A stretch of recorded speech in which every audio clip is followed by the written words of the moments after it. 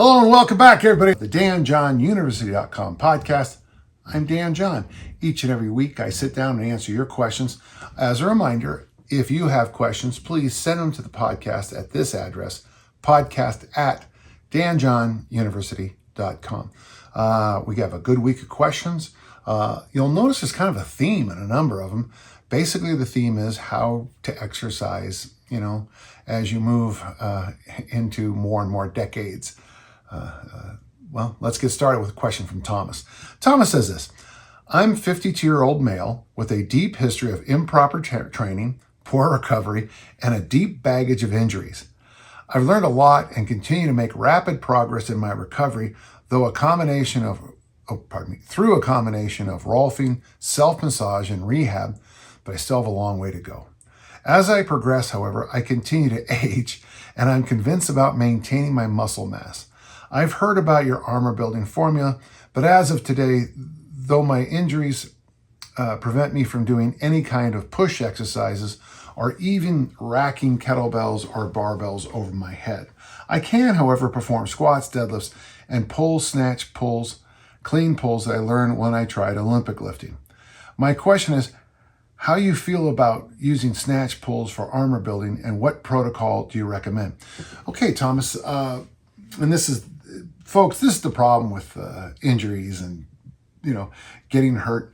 It is harder and harder to keep working around injuries, I've been around friends who've blown their pecs off and their biceps off, and yet still when I do bench press, chin-ups and curls, it's hard to do. Thomas, I like your question. You remind me of a good friend of mine. My family, we call him Pizza Steve. He's now a doctor, a chiropractor, and he was a great shot putter in college. And he just did clean high pulls and snatch high pulls instead of the actual Olympic lifts. He was a little undersized, but he still threw really amazing far by doing those lifts. So, if you're doing squats and you're doing deadlifts, you're basically going to be carrying the bulk of the body mass you need to work in a mass building program. For some of the listeners, I would say, focus on the deadlift more and maintain the squat. Other listeners, I might say, focus on the squat and really maintain the deadlift, kind of depending on how you're kind of built. But since you're doing snatches, snatch grip pulls, and clean grip pulls, in your case, you can probably push the deadlifts just depending what you want to do with them. I mean, you can do them like I use. I use Romanian deadlifts to keep my hamstrings in good shape. It was funny, I was never a real fan of the lift until I became much better at kettlebells. Kettlebells weirdly taught me the hinge better than the Olympic lifts. And of course, your mileage may vary, but it really did help me. So for me, when I do like a Romanian deadlift, it's butt back, and it seems to work really good, really well for my hamstrings. So for you, on the list of exercises you gave me, I would focus on the squat for mass building. Now, reminder, and this is maybe true for most of our listeners, is that, after a while, it gets harder and harder to put on mass. Most of us have a story. Sometimes it's called beginner gains, or I see it as newbie gains now online. But I remember when I first started lifting with Dick Notmeyer, I put on 40 pounds in 4 months, drug-free, just by working my legs 5 days a week in Olympic lifting. So 40 pounds, I got up to 202. The next year, I put on another 20 pounds. My junior year in college, I kind of put on a few more pounds. And then by my senior year, I probably put on a couple of pounds, but it was very small. So for most people, let's just pretend that's the system. 40, 20, 10, 5. We'll just pretend that's a normal 4-year newbie gain mass building system. And again, what I just said is full of logical holes and issues, but let's just stick with it. If you're working your lower back, your butt, your hips, your thighs hard, you're still going to gain the same amount of weight. So I know this with some of my listeners, they just want to look, they just want the pecs, the shoulders, the guns, and six-pack abs. So in your case, Thomas, we're going to have to figure out a few things. So let's get started. First off, I think high rep squats would be a very good idea for you. The thing about being 52 is you should be thinking a lot now as you turn the corner into more bodybuilding. So I would really hope you squat deep. I hope you drive your knees out as you squat. I hope you have flexible ankles, flexible hips. Your lower back is in a proper position, because squatting is a good mobility exercise. Since I'm going to tell you not to worry about the deadlift too much, pick a variation in the deadlift that kind of works with the squatting. That's why I was thinking Romanian deadlift.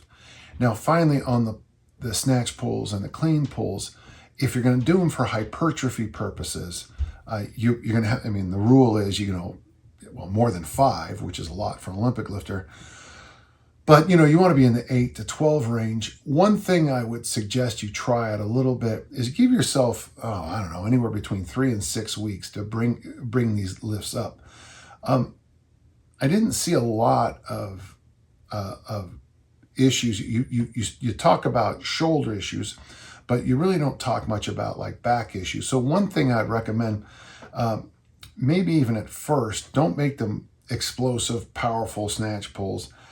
Take a light bar, work yourself through a full range of motion, even an empty bar for a workout or two. Get your sets of 8, 12 reps. Don't necessarily Olympic lift them. Get yourself a nice feel for things, and then give yourself a day or two after those workouts just to check in to see if those are bothering your shoulders. You're going to have 2 options, the snatch grip and the clean grip. I would suggest, we used to call them Holbrook high pulls, but we would pull our snatch pulls up to our forehead, and we try to pull our clean pulls up to our chin. These are, of course, you'll see those in the 1950s books and magazines as a bodybuilding exercise. I'm not necessarily saying doing upright rows, that popular exercise you saw back in the day with the hands next to each other. I liked it, but I guess it's really rough on some people's shoulders. But with the clean grip, do a day where you bring it up to your chin. With the snatch grip, do a day where you bring it up, to forehead height. Try not to use momentum the first couple of workouts, and then slowly nudge yourself up both in how far you're bringing the bar down. So maybe start at what I call, from the hinge, which is basically just under your belt buckle. Slide it down to the mid thigh, slide it down to the 1 inch above the knee, slide it down to 1 inch below the knee, and then even try the floor over a couple of month period. With the snatch grip high pulls, try really hard to have that. Try the forehead as a target for a few exercises. If that's too light for you, you're not getting anything out of it, certainly you can go lower to chin height. But I want you to experiment with both the clean and the snatch separately. Give yourself at least a week or 2 of practice. Again, starting very slow and building up. Maintaining muscle mass after age 50. Of course, usually I use the line in the sand at 55 when it just becomes imperative. After 55, it's lean body mass, basic bodybuilding. It is losing body fat, which is caloric intervention and walking. And at some level, you've got to do mobility work. In my gym, we do mobility work between each and every set in the weight room. So like yesterday, I did incline benches. In between each set, I did neck nods. Between my sets of bench press, I did the speed skater original strength exercise that we call fro zones.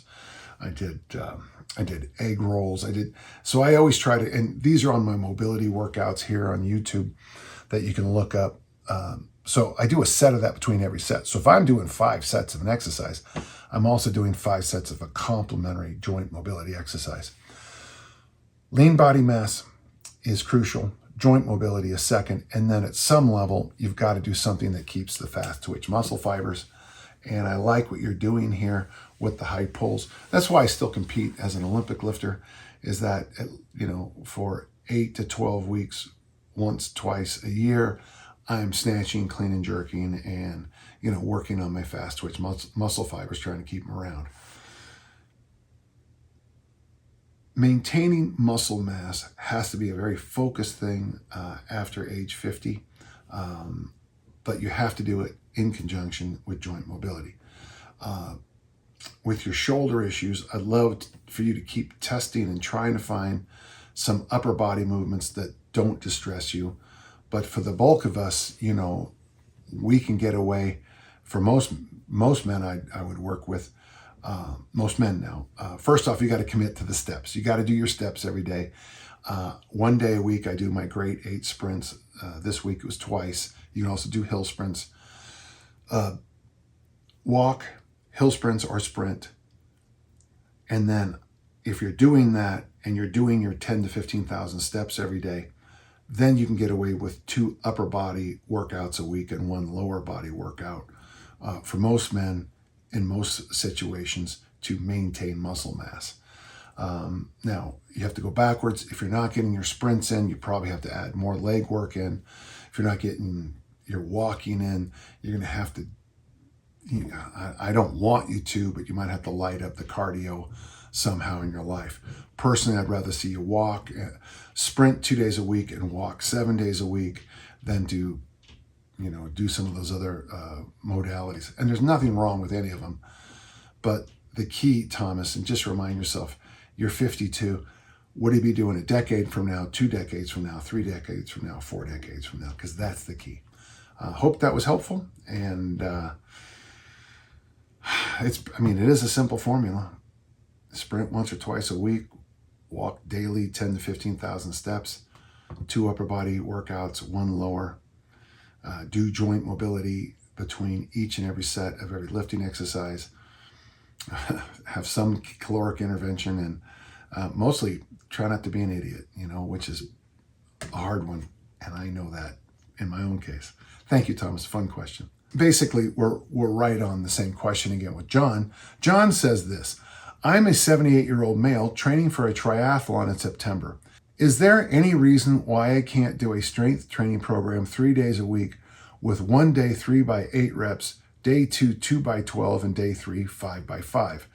The only thing is I look at the 5 by 5. That's usually a pretty hard program. But let's go on. Well, if you want to do it. There's no reason. Is someone grabbing you and stopping you? John, at your age, at 78, lean body mass is what you're fighting with. Now, in your case, since you're doing a triathlon, normally I would talk about doing sprints, and normally I would talk about getting walking in. But with those 3 events, you should be covering all the basics. The nice thing about swimming is that it's a glorious form of exercise, but it also upper body focus. Bicycling, it's great exercise, but there's not a lot of you have 2 exercises here that have almost no pounding at all. Swimming and bicycling, outside of bike accidents, there's very, very little pounding on that.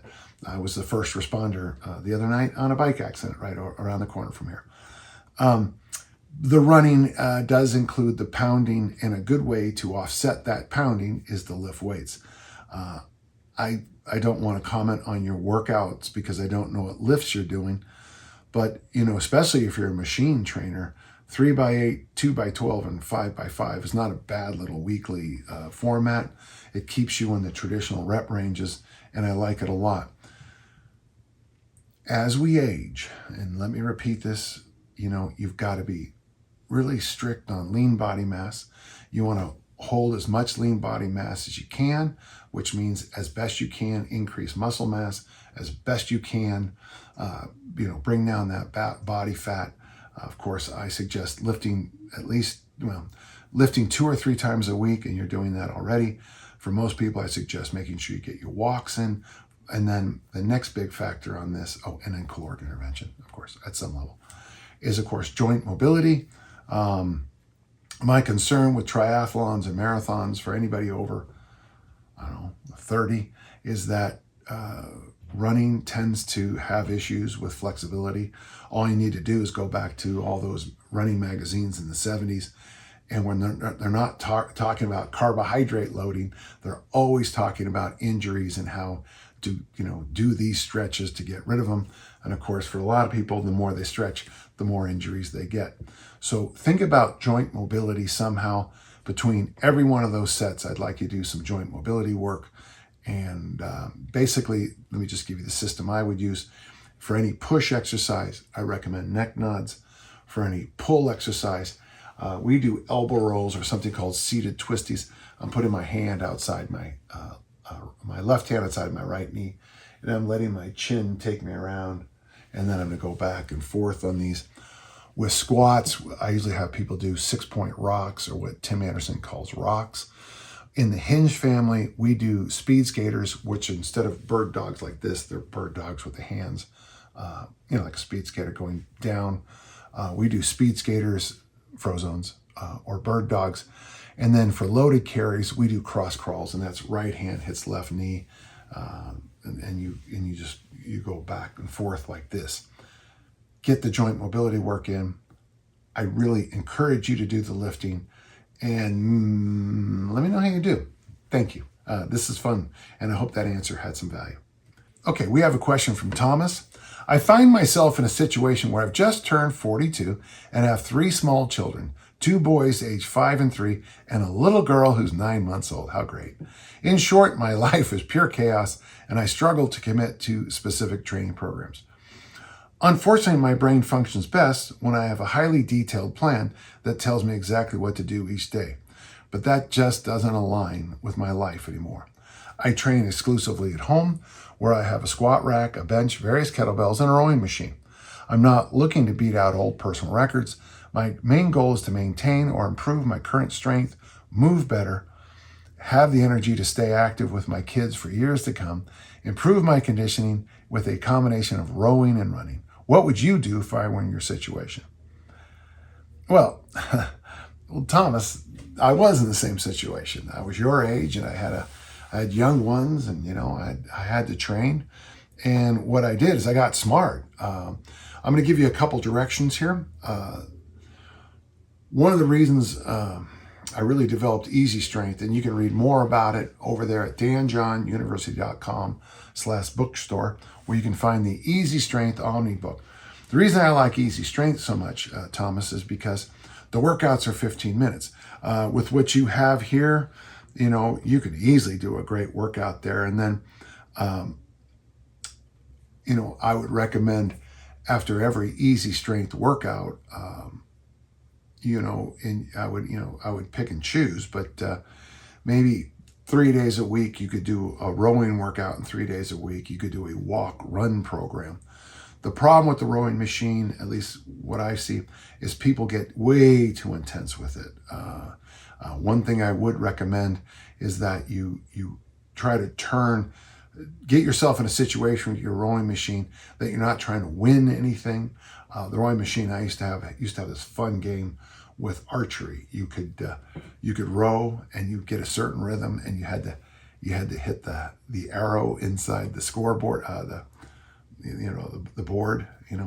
I thought that was a wonderful way to train, because my mind was focused on trying to be accurate, not about how hard I was working.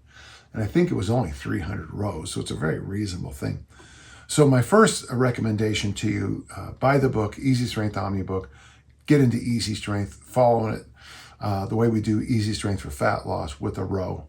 I'm not so sure I want you to do the runs so much, but if that's what you want to do, you certainly can do it. The next suggestion is I want you to go to danjohnuniversity.com, sign up, and type in what you want to do here, and at the workout generator. Let the workout generator tell you what to do. I'm no fan of you bench pressing by yourself at home, but if that's something you do, that's fine. I think incline benching is pretty safe, but I just worry about safety with the bench press alone. The bench press is the only exercise that kills, and I know of 2 stories in the Bay Area, and they both still give me a little bit chill. Now, what's going to happen, Thomas, is life is going to happen. When you have little ones like that, something always comes up. So what you're going to need to do is and kind of what I did, is I committed to other things to help me train. So the first thing I'd say to you, do you have a menu for breakfast? Do you have a menu for dinner?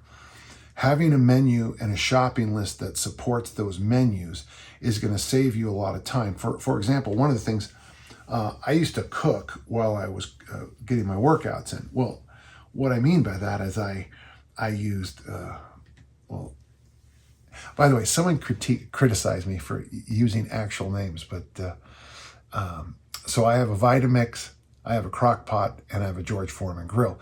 And someone criticized me for naming things. It's like, well, that's what I have. But if you have a crock pot and, you can cook glorious meals without even having to be close to it, and you can get your workout done. The Vitamix is wonderful for both making smoothies, but it's also great for making soups and a whole bunch of other things too. And of course, I like the George Foreman grill, at least the one I had, because it was really easy to clean, and I could really make a lot of, and as with little ones, you can cook a lot of small pieces of meat relatively quickly and grill up some extra veggies. I tell you, so make a menu and have a shopping list that supports the menu.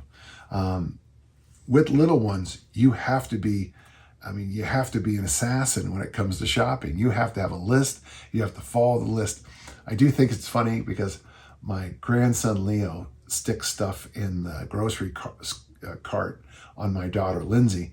I think it's funny because that's what she used to do to me when she was little.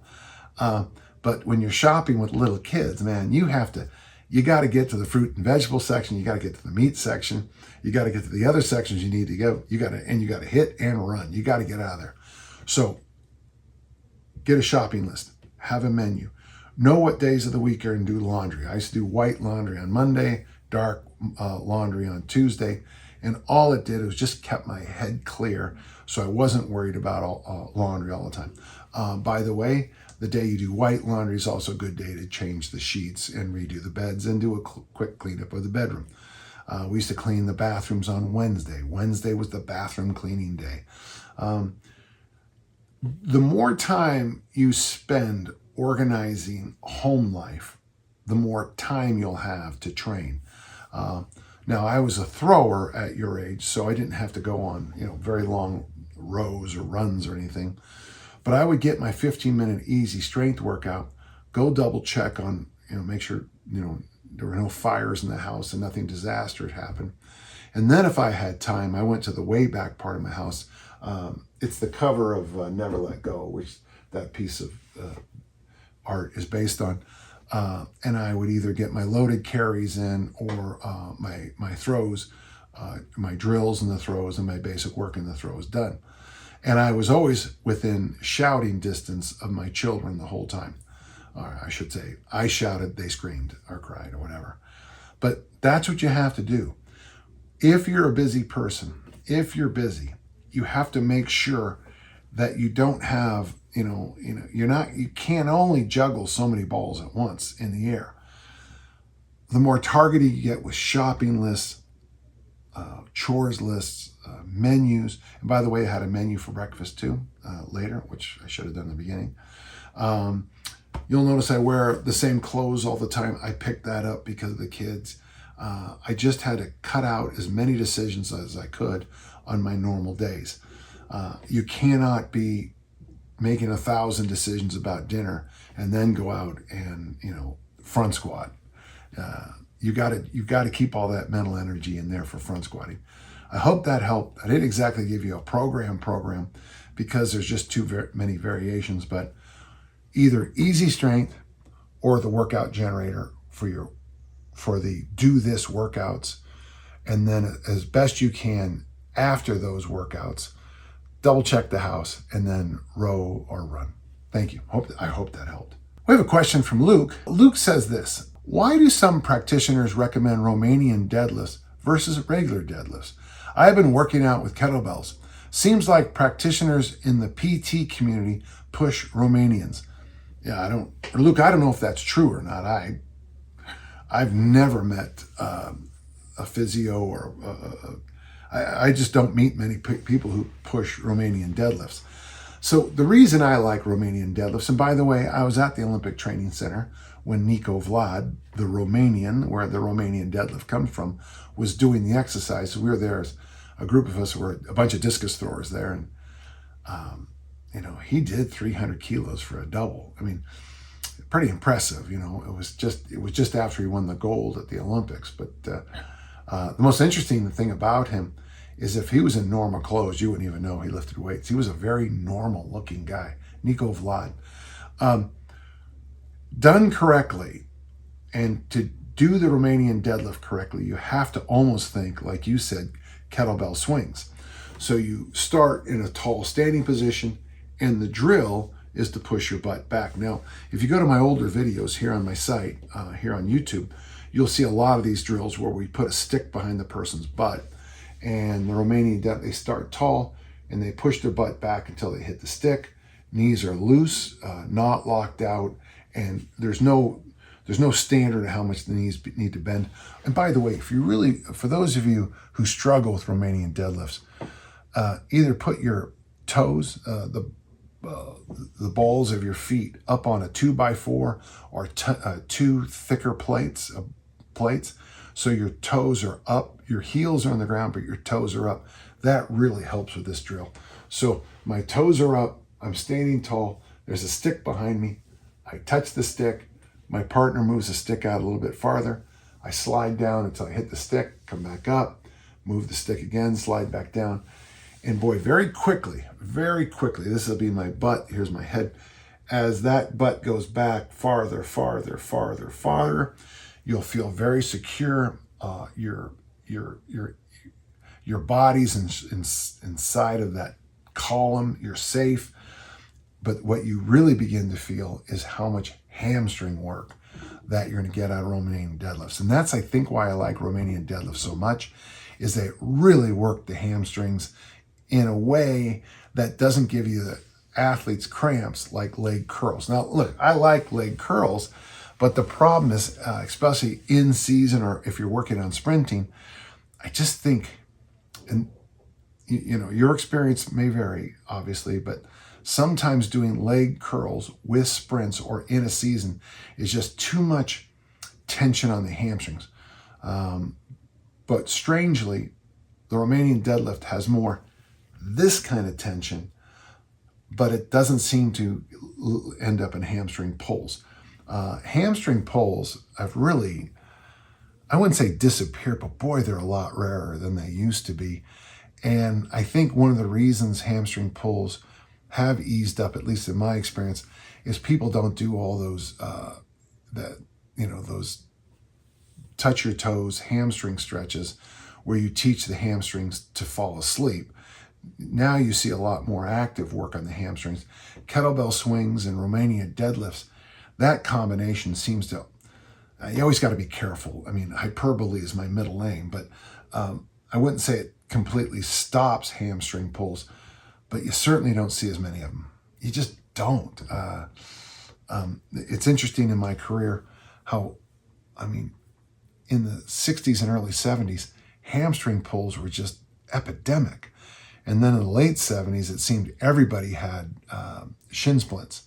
I asked my buddy Mike about, Mike, my therapist guy, and I said, is it true there's 22 theories about shin splints? He goes, no, it's a lot more than that. I think it's 26. That just made me laugh. But so maybe, I think in the 60s, early 70s, it was because we're still trying to stretch our hamstrings. Maybe in the late 70s, early 80s with shin splints is because jogging had become, and I got to tell you, jogging is hard on a lot of people's shins or whatever causes the injury.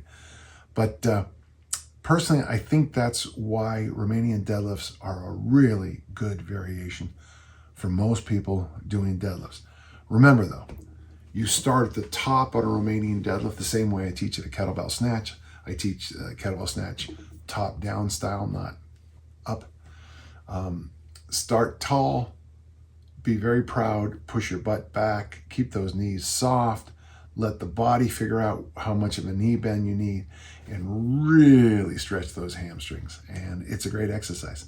Thank you, Luke, much appreciated. That's a good question. Thank you. Okay, my friend Jake, I bought and enjoyed reading the Armor Building Formula. I have completed a few of the programs inside. Most recently completed the double kettlebell program with double 24 kettlebells, 24 kilo kettlebells. It went great. What value do you see in progressing to the 28 kilo kettlebells? How about the 32s eventually? Could you foresee diminishing returns with advancing to heavier and heavier bells with that program? I love kettlebells because I don't want to pay for a gym membership, and my home is quite small. And then the follow-up question, I'll answer these separately. What value do you see in the pistol squat? I can do them with my heel elevated, and I'm increasing the groove with that movement for fun, but I'm curious what you think here. Well, so I didn't invent it. Thomas DeLorme and John Atkins did. It's progressive resistance exercise. And Jake, of course, there's great value in going heavier on every program. The armor building formula is kind of designed that, I usually recommend doing the double 20s. And when people say, what should I do next? I always say the double 24s. And if they find the double 24 is too easy, I generally say the double 28s, though, if all they have is 32s. Doing the double 32s for the armor building formula is really good. It will cut into your ABC days because with that extra load, it's not incredibly huge, but it's enough. Those 32 start to add up, especially in the front squat. If you're doing it every minute on the minute style, that extra load, that extra 8 kilos is going to really kick in as time goes on. Actually, I guess doubles, it'll be 16, but you understand my point. I'm a huge believer in adding load. One quick small point, and just remember this, everybody. Progressive resistance exercise, the easy answer is always load. Just, if you're on a machine, you just add another plate. If you're working with a barbell, you slide more plates on. Pretty easy. But progression is also, it can be a lot of things. You can cut rest periods down. We call that density. Progression can be small changes in the exercise. And in Easy Strength Omni book, I teach you about wild, mild, and no variation. But progressive resistance, if you're bench pressing and you slide to the incline, you're going to notice changes. It's going to be a lot. You might see new, muscle gains, but you also might realize that, boy, you're freakishly weak in that position. Another way to progress up is to go to military press. From there, you can add your legs to push press and push jerk to split jerks. Progression. Then you can also make exercises more complex. You can go from the front squat and the Romanian deadlift to the clean and the snatch or whatever you decide to do. So progressive resistance exercise is, the easy answer is add more load, but the other answer is to, change some other things. And you can play with volume, intensity, load, density, less rest periods, and complexity, which is really one of my favorite things to do with athletes, is you don't always have to keep adding load. You just make the exercises a little more complex. To the point is that you start moving to complexes, like the one I have my throwers, my women throwers use, Romanian snatch grip, Romanian deadlift, hang snatch, overhead squat, back squat, and we do that for sets of 8. And even though you haven't added a lot of load, you certainly add a lot of, let's just say a lot of heart beating and hard breathing. It's fun to watch. You ask an interesting question about diminishing returns as you go up. There is, and that is true. The only problem, Jake, is it's with the law of diminishing returns, so much of it depends on what you're trying to do. So if you're going to get certified in this organization and they expect you to do 25 pull-ups, okay? You got to be in this group, you got to do 25 pull-ups. Well, that's the standard. Now, 25 pull-ups might have no value to any of our listeners at all, but if the standard says 25, you have to do it. So, but if you're not in that organization, you're not trying to get that certification or join that group, there's diminishing returns about chasing those 25 reps. And for most of my audience, it's middle-aged pull-up syndrome. Your elbows start to hurt. If you're, and I say this all the time, I use those Finnish jumper numbers, triple jump, long jump, pole vault, and high jump. And they expect their athletes to be able to snatch 290 kilo, clean 300, 135 kilos, and to squat, 180 or 400 pounds. These are triple jumpers. Well, my point is, if you're just trying to take care of you just want to look good for the beach. Actually, I think you'd look pretty good at the beach if you were a triple jumper who snatched 200 and clean 300. But for most of my audience, those numbers are great, but you don't need to do those. So that's always the issue with diminishing returns. It's very personal and very specific. In my books, I use the word "what's enough." Probably too much. I know I talked a lot about it in the Armor Building Formula, in the ABC's book. With the new book I'm writing, I know I really beat it to death there too. So one of the great questions, and Donna Summers asked it, enough is enough is enough is enough. I can't go on. I can't go on. So Jake, for every listener, you need to kind of determine what's enough. What waistline measurement is enough. Obviously, the research says half your body height should be your waistline, but under that, how far do you want to go? If you're going to be a power lifter, a Highland Games athlete, but you also want a 30-inch waistline, well, good luck on that. That's going to be hard to do. But if you want to look good on the beach, having a 70-inch waistline probably is too much. I hope that helped. I really do. Now, in the follow-up to pistols, Jake, here's what I've learned. Pistols are a lot like lunges. I still love Pavel's line about lunges. People who lunge don't need to lunge. People who can't lunge shouldn't lunge. I feel the same about pistols. The most natural pistol I'd ever seen, it was one of my high school kids. He was looking over at someone preparing for the CERT, the RKC2, and said, "What's that exercise?" And I said, "Well, we're working on a thing called a pistol." And the kid just dropped, and I swear, I'm going to exaggerate, did 5,000 pistols without any training. For people who have the Celtic hip, pistols are probably putting you into a total hip replacement faster than anything else I can think of. If you can pistol, you probably already can pistol. If you can't pistol, I'd have a bunch of drills I can show you, but what value are you going to get out of them? I remember reading online about 25 years ago, someone suggested for discus throwers to do pistols. I have never in my life, now maybe some do, but I have never seen in real time someone do pistols in their training as a discus thrower. It's not that I'm against pistols, but some of the exercises we do in training become more circus tricks than actual help. And I kind of feel that way a little bit, Jake, about the pistol. For our listeners, those who can do pistols are probably pretty comfortable doing them. Okay, I don't know if that helped, but that's my opinion. I'll stick by it. Thank you. Ross asks a question. My question relates to a concept you've mentioned in your podcast before, specifically about being a hinge pusher. Okay, I break down, it's a quadrant, and on the top I have push, pull, and down the sides, hinge, squat. I am a classic push hinger.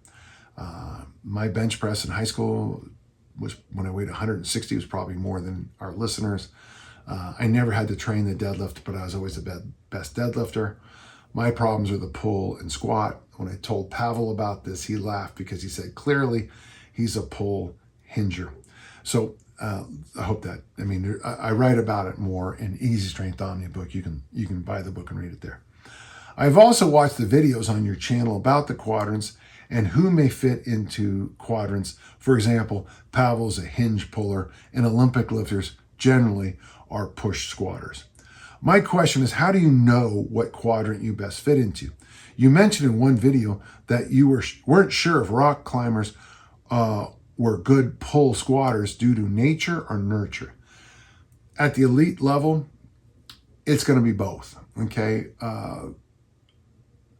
There was a funny picture of me at the Nationals, the American Open in in Olympic lifting. I was standing there, and the other 100, this is a while ago, 110 kilo lifters were all about this tall compared to me. And then my mom took a picture of me at the California State track meet where all the other discus throwers were here to me. Well, I probably would have made a better hammer thrower than anything else because I'm a good height and size for a hammer thrower. Too short to be a discus thrower, too tall to be an Olympic lifter. So nature and nurture are big. There's the joke I always make, I was this close to make it in the NBA. Ha ha ha, sorry about that. Ha ha ha, we're all laughing. It's going to be both. And if you want to be great in your sport, it helps to have the DNA, and it also helps to be born and raised in an area where the sport you want to be great in is really popular. Because you want to be playing sports as a 5-year-old with college students and learning on the fly constantly. That's what I did. That's why I think one of the reasons I was a pretty good athlete. Clearly there's some DNA there, but also too, I was competing with my brothers, college athletes, when I was just little. So you learn on the fly to do certain things, like don't drop the ball. He follows up Ross with this. Does it come down to anthropomorphy and body type? I know it's been debunked to an extent, but comparing one of my friends and I'm 6'2" and 100 kilos, and he's 5'11" and 80 kilos. He can do pull-ups endlessly, whereas I would say I can perform better at hinging movements, thinking kettlebell swings and cleans. Well, you already picked up on it. Most people who've been in the weight, now for those of you who haven't been lifting for 2 or 3 years, or you've only lifted in one gym or only by yourself in your home gym, you might not understand this as well. But fortunately, I was in Division I weight rooms for a long time, and so I got a chance to see the whole spectrum of human abilities, and pretty quickly you can look over and go, yeah, okay. We had a guy at Utah State who could strict curl 225. Strict curl 225. Now, the joke always was he couldn't bench it, but the guy was just born to curl. I mentioned in other podcasts, I had a student who did 66 pull-ups in a row, dropped down, shook his arms up, jumped back up, and got to 100. I mean, when you see something like that, you kind of say to yourself, I'd like to say I coached that, but you all know that would be the DNA side of things. And his father was a police sergeant, and he had been training his son since youth. The boy was also not very tall, but basically he was, built of granite. So some nature, some nurture. If you've been in the weight room a while, you probably looked around and certain things came very easier to you. Certain things you had to struggle with. The fact that I was not born to squat is why I invented the goblet squat, because I was so frustrated trying to teach something I wasn't naturally good at. So that's kind of how it happens. You probably are a hinger, and it'll be interesting for you to figure out now what comes more naturally. I'm going to guess you're a push hinger just because of what you said about you and your friend, but I can't tell from letters on a screen. I hope that helped. It's a fun question. And for those of you who don't know what I'm talking about, Easy Strength Omnibook, find it at danjohnuniversity.com/bookstore. Adam asked the question. My question is about muscle soreness, or delayed onset muscle soreness, as they say. I practice Brazilian Jiu-Jitsu twice a week, and I'm trying to do easy strength 4 days a week. What appeals me most about easy strength is it seems like the recovery should be a bit easier than what I'm used to with high volume programs, which interfere with my other training. Good point. I'm still running into soreness from jiu-jitsu and lifting, even though I'm using fairly light weights. Should I just continue on and train even if I'm a little bit sore in easy strength? And just as a note, I'm definitely getting sufficient sleep and protein. My recovery factors are pretty good in that regard. I'm 42 years old and I've lifted 10 years. Have a nice day, he says. Well, there's been a problem with soreness since the first person ever got sore. Adam, if I take a baseball bat, or depending where you live, a cricket bat, a hurley, if you're from Ireland, and I whack you on both shoulders 10 times as hard as I can, you're going to be sore the next day.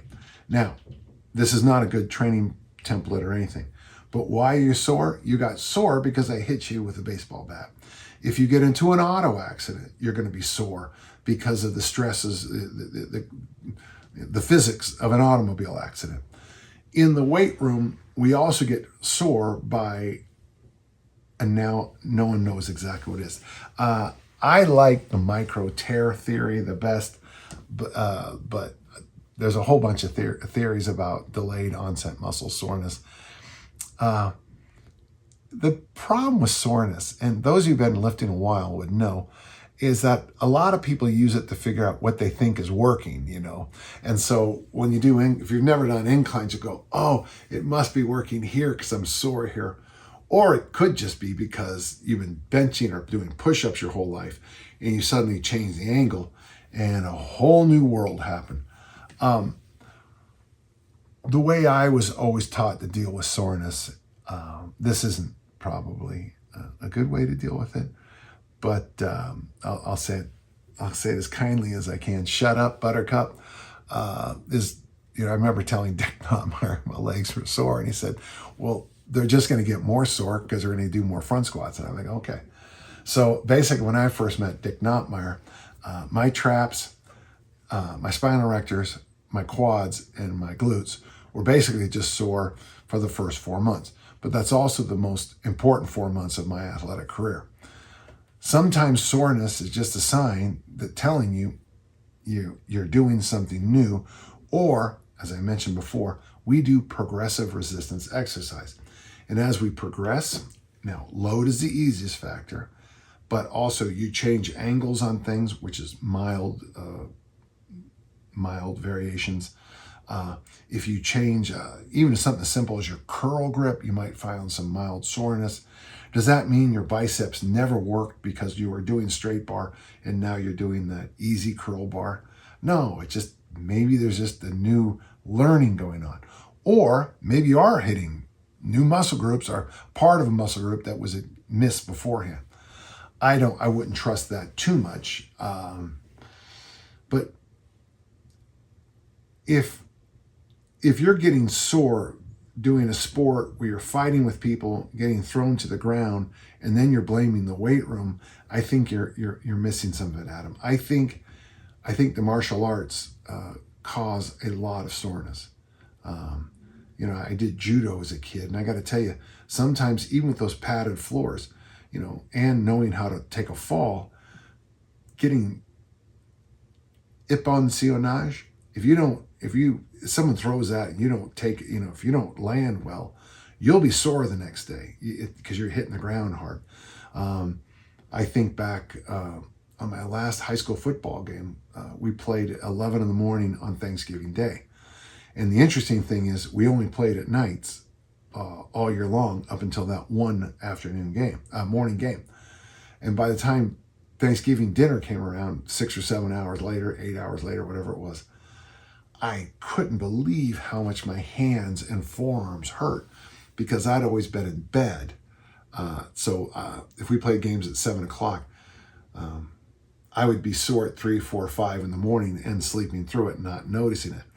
I mean, I had a hard time making a fist that night at dinner because I was so sore from all the hand grappling and all the, the contact on the ground. Soreness is a vague thing. If you're getting sore from easy strength and you're saying using light weights, I would say a lot of that is coming from the Brazilian Jiu-Jitsu work. You shouldn't get too sore on easy strength, but when you change any factor, you always open the door for new soreness. I did my best. Thank you. Well, Stephen asked a question that comes up a lot, okay? I've been thinking about getting into kettlebell training again, but I want to get some heavier kettlebells. If I can clean and jerk 150 pounds, so he's going to use double 62s, okay? Should I look at that as the same load as a 135 pound barbell? Or should I go with double 70 pound kettlebells, making a 140 load total? I don't want to get 53, thinking I might light overall, but I want to know if your input on this. I'm stuck on 62 or 70 double kettlebell. Please let me know what you think. Thank you. So trying to equate a 150-pound barbell clean and jerk to kettlebells.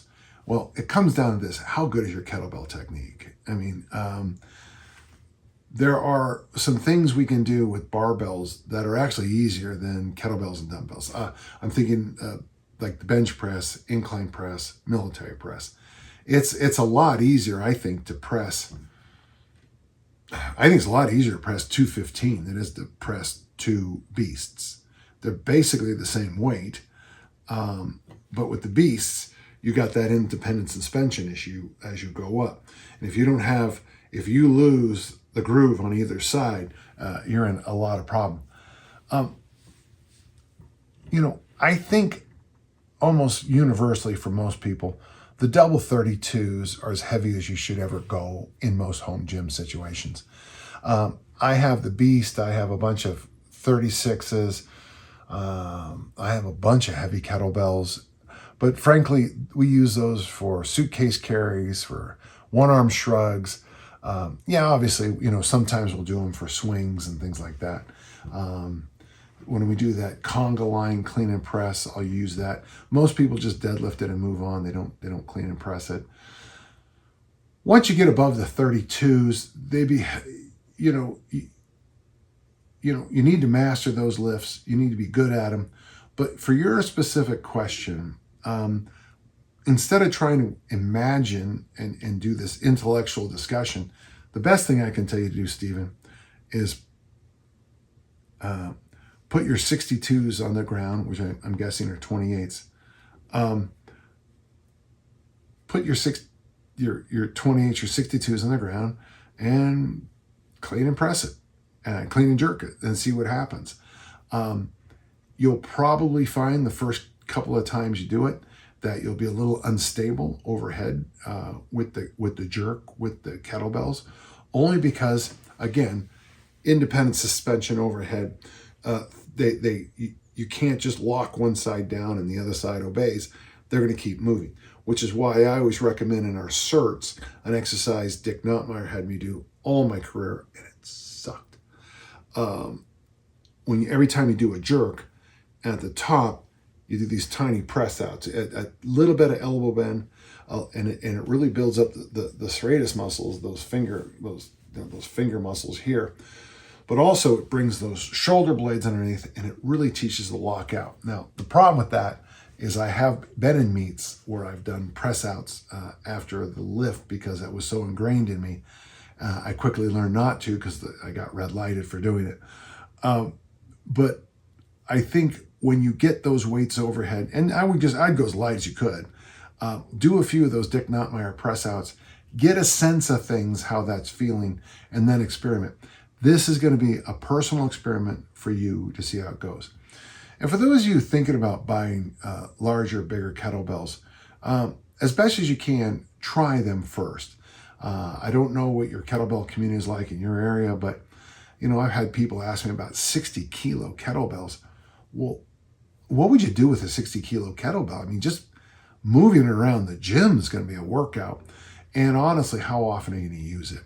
So always reach out in the kettlebell community. There's a nice subreddit called /kettlebells, I think. Really good group. Ask them about their experiences. You can ask me about mine. Maybe go over to the Dragon Door area. You can also just, go to the forum and just ask other people about what kettlebells do they actually use. I have 4 20-kilo bells, and by far those are, I might have 6. Pardon me, I have 6 20-kilo kettlebells, and those are by far the most popular used in the gym.